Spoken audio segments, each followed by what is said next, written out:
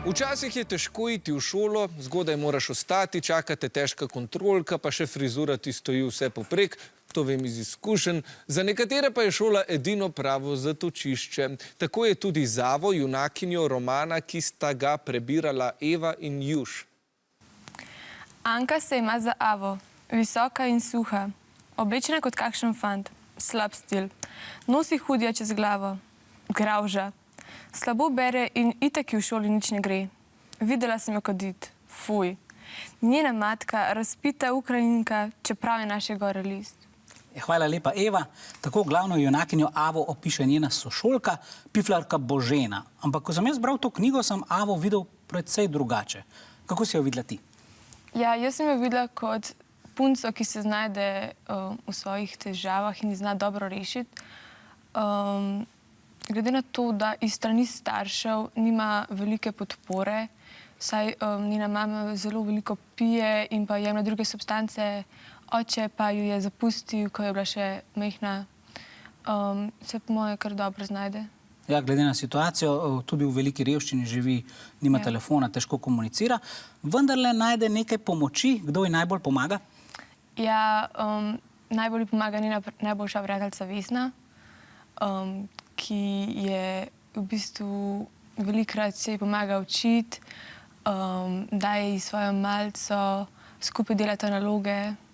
Ja, povabijo včasih domov in ji pomagajo tudi njeni starši, a ne? Ja. Ja. Sicer pa me zanima, a imaš tudi ti prijatelje, na katere se lahko zaneseš, čeprav se mogoče včasih skregate, tako kot Vesna in Ava? Ja, imam prijatelje. Se redko kdaj skregamo, ampak ko se vedno pogovorimo in potem najdemo skupno rešitev. Odlično, to je pravo prijateljstvo. Sicer pa so eni redkih, ki Avi res iskreno pomagajo, tudi rogovci. Suzana Tratnik, avtorica knjige, živijo. Kdo so to rogovci? Juž, hvala za vprašanje.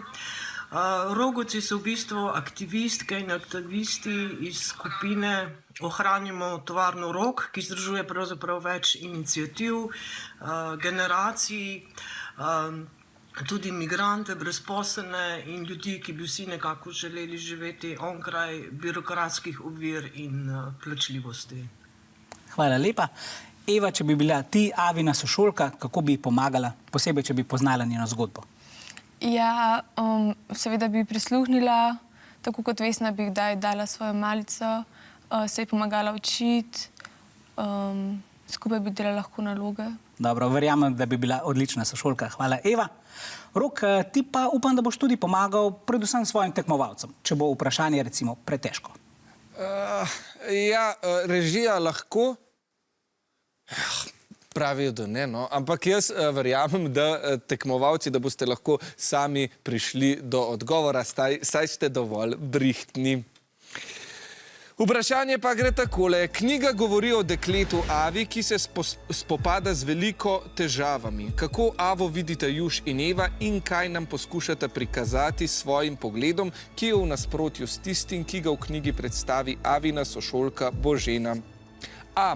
Da naš videz učni uspeh in navade povedo vse o nas. B. Da lahko o drugih sodimo na podlagi njihovih družinskih razmer. C. Da o drugih nikoli ne vemo dovolj, da bi jih lahko presojali. Ali D. Da o drugih lahko vemo vse. Wow, tole je bilo pa kot, da smo že pri hitrih celicah. Ekipi sta se soglasno odločili, da je to odgovor C. Eva in Juž se v prispevku ne strinjata z opisom Ave, ki ga poda njena sošolka Božena. Pravita, da Avo vidita precej drugače. Pravilen je res odgovor C in 5 točk za vijoličaste in rumene.